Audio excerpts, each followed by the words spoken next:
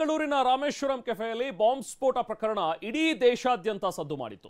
ಘಟನೆ ನಡೆದು 1.5 ತಿಂಗಳಾಗುತ್ತಾ ಬಂದರೂ ಉಗ್ರರು ಎಲ್ಲಿದ್ದಾರೆ ಅನ್ನೋ ಸುಳಿವೂ ಕೂಡ ಇರಲಿಲ್ಲ. ಆದ್ರೀಗ ಎನ್ಐಎ ಬಾಂಬ್ ಇಟ್ಟು ತಲೆಮರೆಸಿಕೊಂಡಿದ್ದವರನ್ನ ಬಂಧಿಸಿದೆ. ಹಾಗಾದ್ರೆ ಇಲ್ಲಿ ಬಾಂಬ್ ಇಟ್ಟು ಇವರು ಪಶ್ಚಿಮ ಬಂಗಾಳಕ್ಕೆ ಎಸ್ಕೇಪ್ ಆಗಿದ್ದೇಕೆ? ಉಗ್ರರನ್ನ ಎನ್ಐಎ ಸೆರೆ ಹಿಡಿದಿದ್ದು ಹೇಗೆ?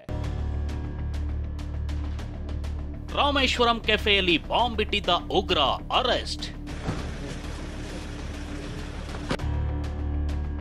ಕೆಫೆ ಬ್ಲಾಸ್ಟ್ ನ ಬಾಂಬರ್ ಮಾಸ್ಟರ್ ಮೈಂಡ್ಗೆ ಎನ್ಐಎ ಖೆಡ್ಡ.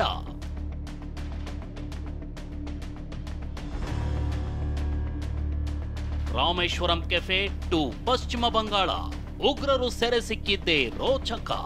ಮಾರ್ಚ್ 1 ಇಡೀ ದೇಶವೇ ಬೆಚ್ಚಿ ಬಿದ್ದಿತ್ತು. ಬೆಂಗಳೂರಿನ ಕುಂದಲಹಳ್ಳಿಯಲ್ಲಿರೋ ರಾಮೇಶ್ವರಂ ಕೆಫೆಯಲ್ಲಿ ಮಠ ಮಧ್ಯಾಹ್ನ ಬಾಂಬ್ ಸ್ಫೋಟವಾಗಿತ್ತು. ಹಸಿವು ನೀಗಿಸಿಕೊಳ್ಳಲು ಬಂದ ಗ್ರಾಹಕರು ಒಂದು ಕ್ಷಣ ದಿಗಿಲಿಗೆ ಬಿದ್ದಿದ್ರು. ಕಿಕ್ಕಿರಿದು ತುಂಬಿದ್ದ ಜನರ ಮಧ್ಯೆ ಗ್ರಾಹಕರಂತೆ ಬಂದು ಬಾಂಬ್ ಬಿಟ್ಟು ಹೋಗಿದ್ದ ಬಾಂಬರ್ ಕೊನೆಗೂ ಲಾಕ್ ಆಗಿದ್ದಾನೆ. ಬರೋಬ್ಬರಿ 43 ದಿನಗಳ ಬಳಿಕ ಪಶ್ಚಿಮ ಬಂಗಾಳದಲ್ಲಿ NIA ತೋಡಿದ ಖೆಡ್ಡಾಗೆ bomber ಬಿದ್ದಿದ್ದಾನೆ.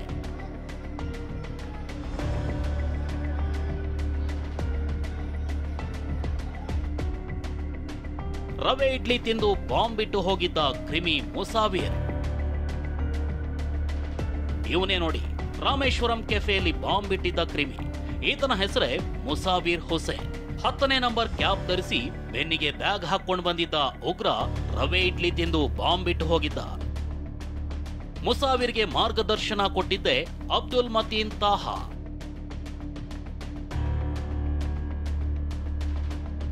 Abdul Mateen Taha Rameshwaram cafe bomb blast ನ ಮಾಸ್ಟರ್ ಮೈಂಡ್. ಮುಸಾವಿರ್ಗೆ ಬಾಂಬ್ ಬ್ಲಾಸ್ಟ್ ಮಾರ್ಗದರ್ಶನ ಕೊಟ್ಟಿದ್ದ ಬಾಪಿಯೇ ಮತೀನ್. ಶಿವಮೊಗ್ಗ ಜಿಲ್ಲೆ ತೀರ್ಥಹಳ್ಳಿ ಮೂಲದ ಮತೀನ್ ತುಂಗಾ ತೀರದಲ್ಲಿ ಟ್ರಯಲ್ ಬ್ಲಾಸ್ಟ್ ನಡೆಸಿದ್ದ. ಉಗ್ರ ಶಾರಿಕ್ಗೆ ಕುಕ್ಕರ್ ಕೊಟ್ಟು ಮಂಗಳೂರಿನಲ್ಲೂ ಸ್ಫೋಟ ಮಾಡಿಸಿದ್ದ. ಅದೇ ರೀತಿ ರಾಮೇಶ್ವರಂ ಕೆಫೆಯಲ್ಲಿ ಬಾಂಬ್ ಬಿಡಲು ಮತೀನ್ ಮಸಲತ್ತು ಮಾಡಿದ್ದ ಅನ್ನೋದು ಎನ್ಐಎ ತನಿಖೆಯಿಂದ ಹೊರಬಿದ್ದಿದೆ.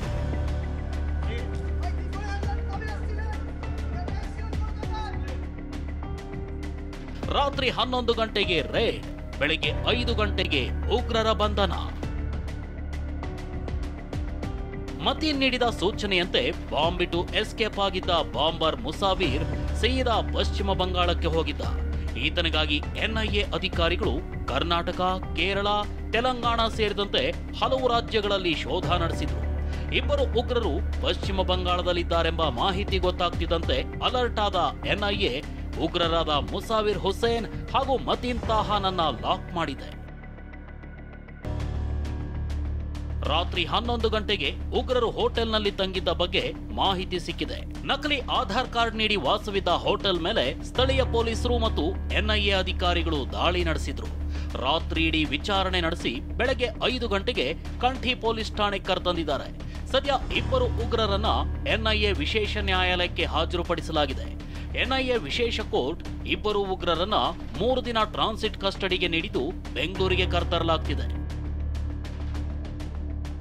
ಹಾಗಾದ್ರೆ ಎನ್ಐಎ ಅಧಿಕಾರಿಗಳು ಉಗ್ರರಿಗೆ ಖೆಡ್ಡ ತೋಡಿದ್ ಹೇಗೆ? ಪಶ್ಚಿಮ ಬಂಗಾಳದಲ್ಲಿ ಉಗ್ರರು ಅಡಗಿರೋ ಬಗ್ಗೆ ಮಾಹಿತಿ ಸಿಕ್ಕಿದ್ ಹೇಗೆ?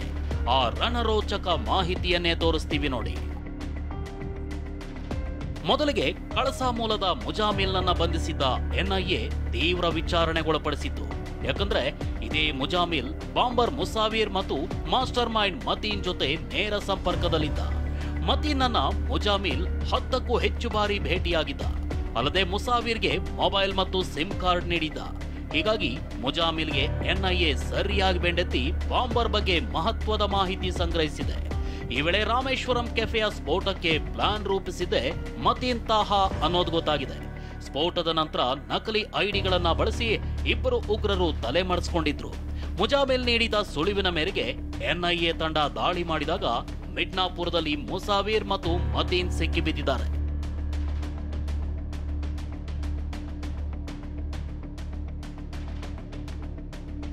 ಎನ್ಐಎ ಖೆಡ್ಡಾಗಿ ಬಿದ್ದಿರೋ ಈ ಉಗ್ರರು ಬಾಂಬ್ ಸ್ಫೋಟದ ನಂತರ ತಲೆ ಮರೆಸಿಕೊಂಡಿದ್ದು ಹೇಗೆ? ಅದನ್ನೇ ತೋರಿಸ್ತೀವಿ ನೋಡಿ.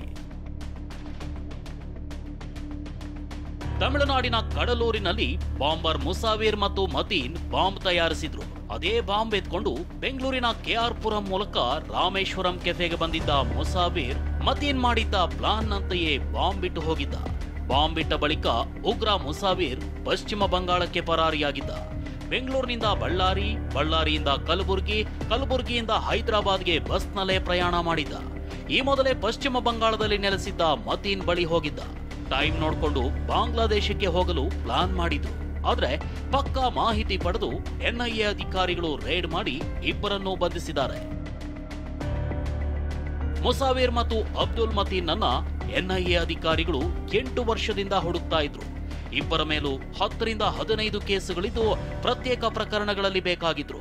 ಸದ್ಯ ರಾಮೇಶ್ವರಂ ಕೆಫೆ ಕೇಸ್ನಲ್ಲಿ ಇಬ್ಬರು ಲಾಕ್ ಆಗಿದ್ದು ಎನ್ಐಎ ತನಿಖೆ ನಡೆಸ್ತಿದೆ. ತನಿಖೆ ಬಳಿಕ ಕೆಫೆಯಲ್ಲಿ ಬಾಂಬ್ ಸ್ಫೋಟಿಸೋ ಉದ್ದೇಶ ಏನಾಗಿತ್ತು ಅನ್ನೋದು ಬಯಲಾಗಬೇಕಿದೆ. ಚಿಕ್ಕಮಗಳೂರಿನಿಂದ ಅಶ್ವಿತ್, ಪ್ರಜ್ವಲ್ ಜೊತೆ ಕಿರಣ್, TV9 ಬೆಂಗಳೂರು.